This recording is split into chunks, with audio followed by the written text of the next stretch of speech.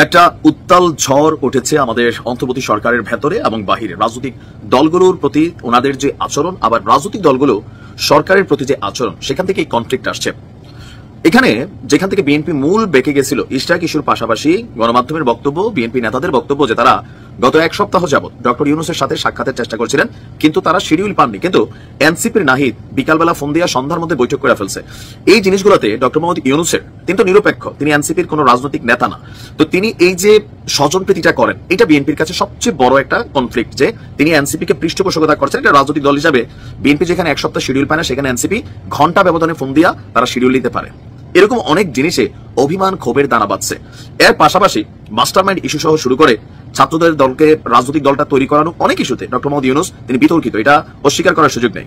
এই যখন অবস্থা, স্বাভাবিকভাবে বিএনপি বলছে যে সরকারকে তারা সহযোগিতা করবে নাকি করবে না, এটাও তাদের চিন্তার এখন একটা সময় আসছে। এর মাঝখানে এনসিপির নাহিদের মুখ থেকে প্রচারিত হওয়া পদত্যাগ ইস্যু, যেটা নিয়ে সারা বাংলাদেশের আর কোনো দ্বিতীয় ব্যক্তি নেই, যেটা সাক্ষী প্রমাণ হয়েছে।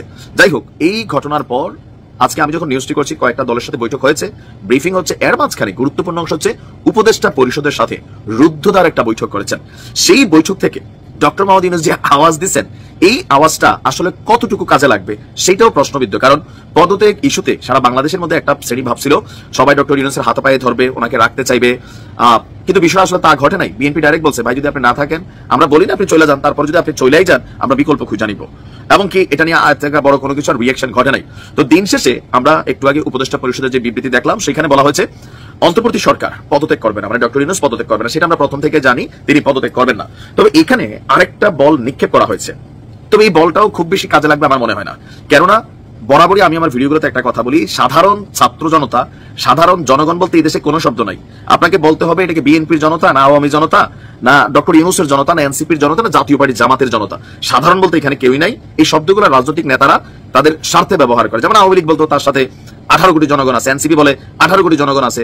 তা আওয়ামী লীগের যদি 18 কোটি জনগণই থাকতো, তাহলে রাজপথে নেমে সরকারের পতন ঘটালো কারা? এনসিপির সাথে যদি এই দেশের ছাত্র জনতা থাকতো, তাহলে ডাক দিলে 100 মানুষ পায় না কেন? বাকিরা কই? মাঠ পর্যায়ে এখন শক্তিটা হচ্ছে বিএনপির জনতা সবচেয়ে বেশি। এই জনগণ যেদিকে ভাইব করবে, সরকারকে ওই দিকে যেতে হবে। এর বিপরীতে আসলে কিছুই করার নাই। তারপরেও আজকে এই বৈঠকের পর আমাদের সরকারের পক্ষ থেকে একটা বিবৃতি আসছে, যেখানে বলা হয়েছে অন্তর্বর্তীকালীন সরকার জুলাই অভ্যুত্থানের জনপ্রত্যাশাকে ধারণ করে, কিন্তু সরকারের স্বকীয়তা, সংস্কার উদ্যোগ, বিচার প্রক্রিয়া, সুষ্ঠু নির্বাচন, স্বাভাবিক কার্যক্রমকে বাধাগ্রস্ত করে এমন কর্মকাণ্ড এবং অর্পিত দায়িত্ব পালন করাকে অসম্ভব করে তুললে আপনার সরকার জনগণকে সঙ্গে নিয়ে প্রয়োজনীয় সিদ্ধান্ত গ্রহণ করবে। সেই জন্য বলছি, কোন জনগণ? আপনি এনসিপির জনগণ নিয়ে সিদ্ধান্ত নিলে এখানে কোনো সিদ্ধান্ত নিতে পারবেন না। আপনাকে নিতে হবে সার্বিক জনগণ, কিন্তু এটা তো নাই।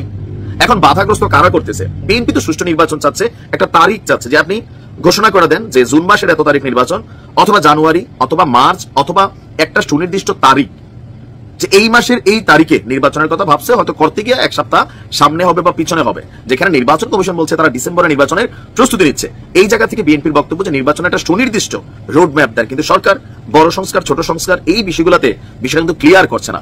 আবার এনসিপি ক্ষমতাকে কুক্ষিগত করতে চায়, এটা বিএনপির ধারণা।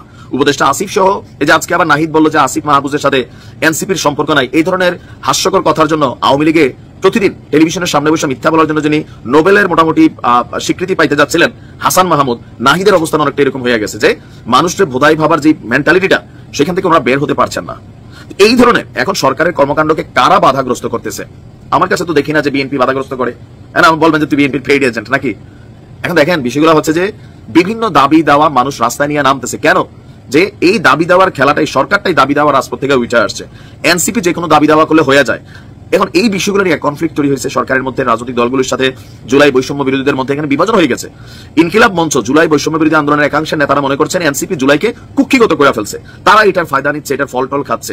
এই জায়গাগুলো থেকে আপনার এই কনফ্লিক্ট। এখন সরকার যেটা বলছে যে আপনার জাতীয় স্বার্থ, জাতীয় গোষ্ঠী, এখন জাতীয় স্বার্থ হচ্ছে মানুষের একটা নির্বাচন, সংস্কার কি হচ্ছে না হচ্ছে এটাও বিএনপি বলতেছে আমরা তো দেখতেছি না কি সংস্কার করছেন বা কি সামনে নিয়ে আসেন, দুই একটা আমরা দেখি।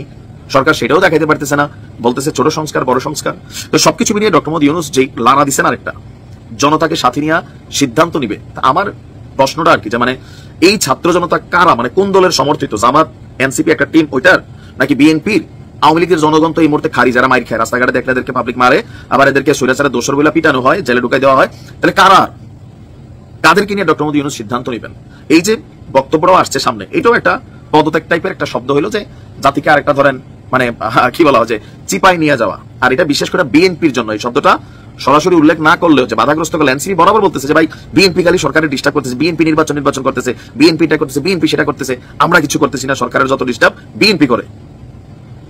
এই লড়াতে বিএনপির জন্য একটা বার্তা আছে, বাট আমার মনে হয় না যে বর্তমানে আর ডক্টর ইউনূস ওই জায়গায় আছেন যে বিএনপি এটা আপাতত কোন রকম সিরিয়াসলি কাউন্ট করবে। তারা নির্বাচনের জন্য যে রাস্তায় হাঁটতেছে সেটা হাঁটবেই। দেখা যাক ডক্টর ইউনূসের এই গুগলি বল এটা কতটুকু আবার কাজে দেয়। ভালো থাকো।